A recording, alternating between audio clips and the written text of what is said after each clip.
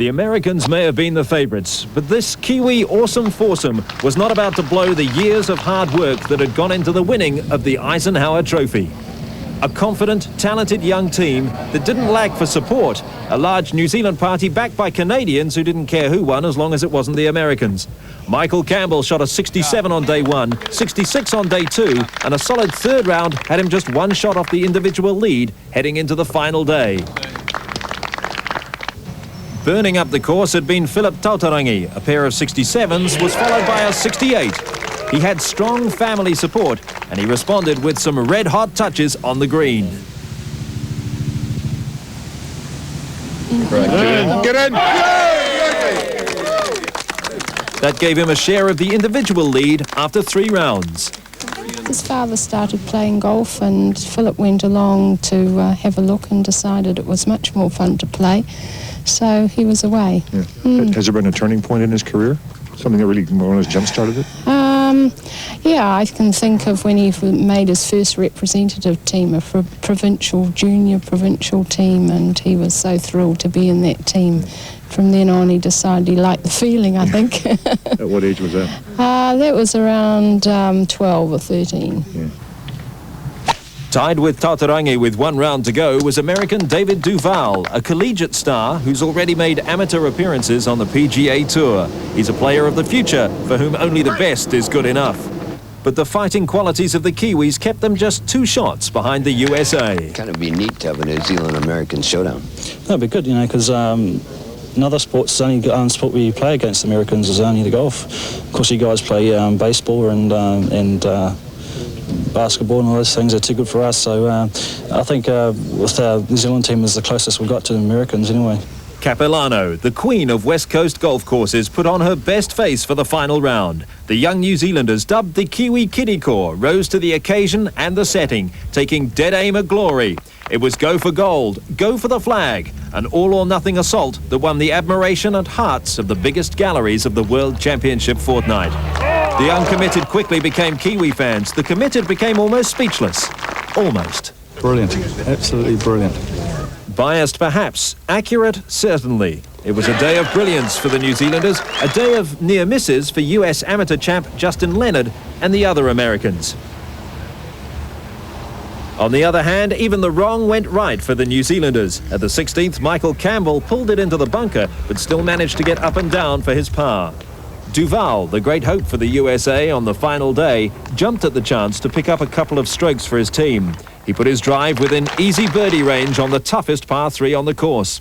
Duval and company put lots of thought into the birdie putt, but his golden opportunity slipped by. He tumbled from the lead down to 3rd in the individual standings. Better lower that flag to waist high. Meanwhile, the Kiwis were flying higher than ever. 20-year-old Tataurangi, whose solid nerves and even steadier stroke took control of the tournament. New Zealand's prayers were about to be answered. He had a tap-in at 18 for a superb 69, the 3rd 69 of the day for the boys in black, and also KO's Grant Moorhead with a high 5. A victory celebration was all they had to work on. The New Zealanders had come a long way, both literally and figuratively. Tataurangi's family was there to celebrate. His father was there in spirit. My dad died just over 2 years ago now. And he's here too, you know, and it's just real special. Yeah. How long and how hard have you worked for this? About 13 years I've been playing this game, so yeah, I mean, it's I don't know, I've just worked real hard. All the boys have worked real hard, and it's just one of those dreams come true, you know. Not that we don't deserve it, that's for sure. Now it's where to from here for the World Championship winning team, 3 of whom returned home to a traditional Kiwi welcome.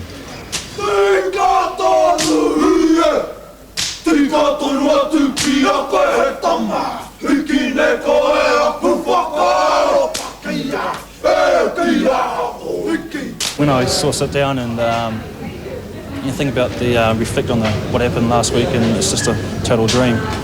Winning the World Champs is just unbelievable. I hope it's all realised to other young generation of New Zealand golf to use us as a role model and maybe lift the standard of amateur golf later on in the years. But hopefully it does. We learned a few things from the last time and put them into practice this time, and it came off for us. What did you learn last time?